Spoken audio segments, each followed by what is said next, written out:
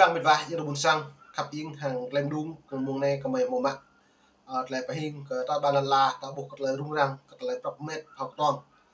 le trong hang tlai quay air bu ra ne le Trung Quốc hàng Việt Nam là Philippines nên ta bu tlai ne yo kat le ko tlai quay air hang tlai yum pan ka tlai rim chat tlai pidin mang non le Việt Nam nhiều sĩ le của Trung Quốc nó net lại sĩ này hiếm bạ nhiều hàng Trung Quốc thì chính xã yêu hắn bằng thấy dễ này lại bằng lần trả đình cả lại bằng càng sĩ này đây lại càng chăm buộc lần trả Việt Nam cộng đồng có những á bộ mô thông qua luật quốc tế nên Trung Quốc nhiều yêu hàng lại tùy nhiều yêu hàng lại làm ăn thì một bọn bính dạ rõ lâu đi phòng đồng lâu một kỵ hàng thì nhiều hàng lại làm ăn cái lại rõ lệ cái lại bình sĩ quay ảnh nên mùa này mày break xem làm điện cái lại video màn hình lon này hàng lại bổ cắt lấy rung rang tung cho này vừa cắt lấy quay em rồi Những đoạn video này trở thành một phần trong cuộc chiến thông tin phức tạp, nơi không chỉ quân sự mà cả công nghệ và truyền thông đều được huy động để tranh giành ảnh hưởng và áp lực chính trị. Trong khi đó, Đài Loan tiếp tục củng cố năng lực phòng thủ, kêu gọi sự ủng hộ từ cộng đồng quốc tế nhằm bảo vệ chủ quyền và nền dân chủ của mình.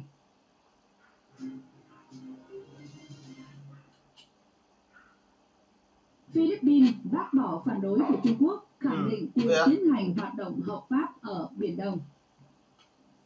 Bộ Ngoại giao Philippines ngày 29 tháng 5 tuyên bố Trung Quốc không có quyền phản đối hay can thiệp vào các hoạt động hợp pháp và thường lệ của nước này tại Biển Đông trong bối cảnh căng thẳng hàng hải giữa hai nước tiếp tục leo thang. Tuyên bố được đưa ra sau khi Đại sứ quán Trung Quốc tại Manila nhắc lại lập trường rằng Bắc Kinh có chủ quyền không thể tranh cãi đối với quần đảo Trường Sa. Phía Philippines bác bỏ chủ quyền thì bộ tranh cãi vậy cứ tổng mong đứng ruột này của này. Chúng tôi kêu gọi Trung Quốc tôn trọng chủ quyền và quyền tài phán của Philippines ngay cả khi chúng tôi theo đuổi các biện pháp hòa bình và pháp lý để giải quyết bất đồng trên biển. Phát ngôn viên Bộ Ngoại giao Philippines bà Teresita Dasa khẳng định tuần trước Bắc Kinh và Manila đổ lỗi cho nhau sau một vụ bây giờ bộ tàu của từng hàng là Philippines Hàn Quốc lại chính tàu nữa để nó từng cũng đi một bàn nữa do cả đảo sập sạt mang đơn vất lần chặt Việt Nam sẽ vâng đang tham gia một nhiệm vụ nghiên cứu khoa học biển. Đáp lại, phía Trung Quốc tuyên bố các tàu Philippines xâm nhập trái phép vùng biển gần đá Subi, một trong những đảo nhân tạo lớn nhất mà Trung Quốc xây dựng và quân sự hóa, và đổ bộ lên bãi cát không người Salike, vi phạm thỏa thuận không chiếm đóng theo tuyên bố ứng xử Biển Đông năm 2002 (DOC). Tuy nhiên, bà Daza nhấn mạnh rằng Philippines có đầy đủ quyền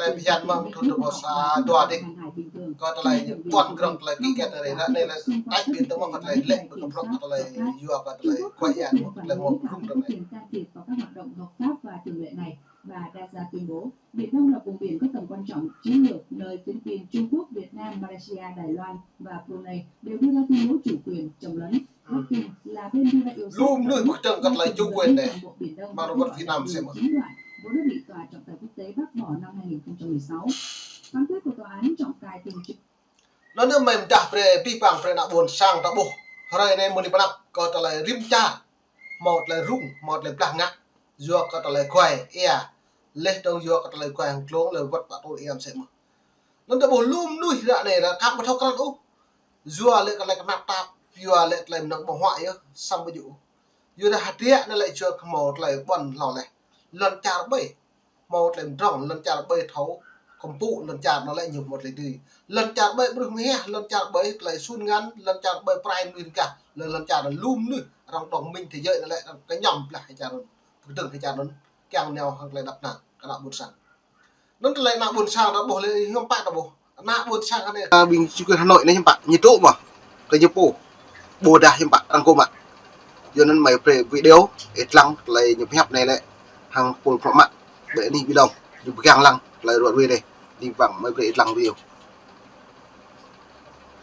và trong một biến cả và liên quan sau khi tàu Trung Quốc và chở gian khoan xâm nhập vào vùng chủ quyền lãnh hải của Việt Nam nhằm khai thác dầu khí và một lực lượng và hộ tống và hậu cần và đợt phía của Việt Nam đang đánh cá và định điển kiến và cho lính Trung Quốc và bỏ chạy thục mạng và cho rằng khoan dầu và khí nặng 310 tấn rồi lên đến trên biển và ví dụ và phải lính đặc nhiệm của Việt Nam đã ná đạn và không vực và trên quá xin và Tây Bất và tình hình ở Biển Đông hiện hết sức nóng bỏng và căng thẳng và phức tạp có thể xảy ra và sự khó lường và bất cứ lúc nào ở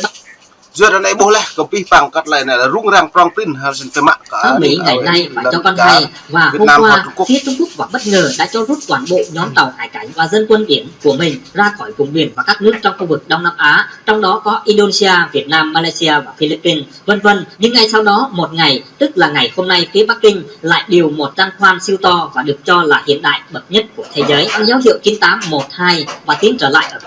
giờ nó mệt vả cắt lại này đã buộc đuôi hưng bình doan rạ này nhiều bít nó bằng đuôi hằng thông tin báo chí mang chặt nhau màu pre voa ta pre lúc này doan học pin như chụp trình rồi doan nó rằng pecah như mang lần chu này tüm như bàn kreng như ngạ rằng lại như một Trung Quốc hạ bộ đây như một của Mỹ doan nó pro đây đầm pre có ta mất lại buộc mệt vả cắt lại này đã buộc nhiều cái cặp độ tao dòng nhiều nào nhựa đòn mà nhựa tun nhựa đòn mà nhưng mà thôi nó ngã ở này nhưng bạn đoạn này có lòng như mình chưa được coi cái nhập bộ được nhưng bạn này chơi về ta không mất là tiền thai ở dạng đường đã lâu đi như nào chịu rọc cái tội chịu xoài phương cái này có năng cơ hội nhìn điểm đưa sách như đôi chết này mệt vả có năng nhìn nào cỡ lần cha Mỹ có thể chỉ đu cái nhổ nhưng mất đáng có thể con nước thuốc còn làm chẳng với ta nhấn nẹo Trung Quốc còn đáng mất nước bây là tụ giọt này lời này này bình Trung Quốc này nhiều cơ hội lợi dụng như bằng lần chào Việt Nam lùm nước Trung Quốc này lấy trong bây giờ nào này cắt nít mông tắm nhé Trung Quốc nhiều mạng dọc tuy là cụ đi lấy từng bộ thông qua tới nhũ tuy lời như càng mạnh thế bây giờ xăm như lên là đào hoàng sa rừng xa như lệ có Việt Nam như lệ xăm mang này hiểm bạc mò Việt Nam bùng một ta na buồn sang như nó mạ can như kẹo bắt na kẹo nút tàu tập năng tốt là gì ta đang tốt tàu cái nào buồn sang như là mạ can nhưng mà như lại nhẹ dò như là tàu lại cái bùi mệt và nhưng bạn tàu lại này vô đặt lại này tạo bộ hột lên làn cũng biết rằng rõ như ngã lên trong nhiều rung hàng lấy hụi hiu cái nhập cố định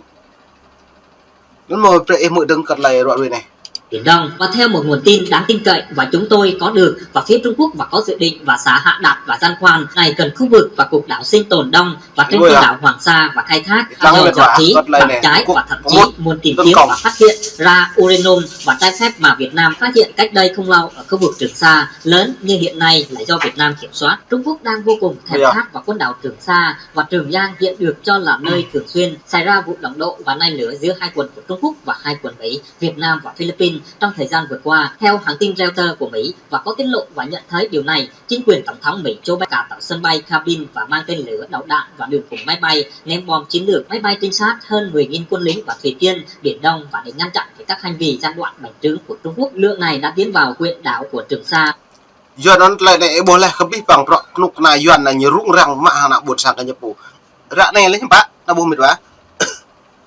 như hội mà cái chặt đánh nhau như hội mà có Mỹ như hội mà cái Trung như một hội sam tai là tốt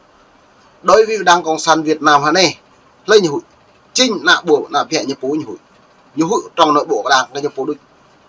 rạ này nhiều họ dây đang ăn Trung Quốc nhiều căn cái tuần công Mỹ lấy ý bộ mà lúc đơm thì chỉ được người thế nào lúc lao thôn chung là lao cả nân trong pháp trong Mỹ tôi nhiều rất nhiều hụi rạ này sam ta định hụi con nào nhớ lại lòng dân được này sam nhớ lại lòng dân như là dân tổ mong lại lòng nhiều đâu mà rạ này đối với đảng cộng sản Việt Nam này người dân mất lòng tin với đảng chứ bây như vậy này là buôn sang như nó mạ cán như thôi chứ đúng cái buổi à lên thằng nạ nhiều con sang như thế pre chan prak lên như vậy 10 tỷ 20 tỷ là như prakana tàu đấy nó mạ can pre binh ở răng đấy bình Trung Quốc can con nào tàu đi cái nào buôn sang như luôn lưu vật lưu kẹo tàu là như vậy như lại tàu lại như này giờ nó ngược lại giờ được này này hiếm bạn trong mình cái đang cái Việt Nam này như hội Việt Nam như hội cỡ cha Mỹ ha bờ đà như hội cỡ Trung Quốc ha bờ đà như hội này như hội cỡ nào vẽ như bố chính thức là này như hội nào vẽ như bố đi rằng là nhiều cái nào bồ lạc vẹo bố đã chạm ta cả thôi cái nào vẽ như bố nhiều giờ đây mở từng cái này loại về lại hàng này như rung prong trên bằng cái này tổ ria lên trong hàng chỗ ria hàng lô cái mà do cái nào buồn sang như lại mạ can lên trong tàu cả luôn lên trong Trung Quốc hiệu bầu pi này Biển Đông Hoàng Sa Trường Sa bắt đầu Phú Quốc đầu Phú Lâm tôi nhiều cần pi lên này để gặp một tầng lại lên này và Trường Giang trong khu vực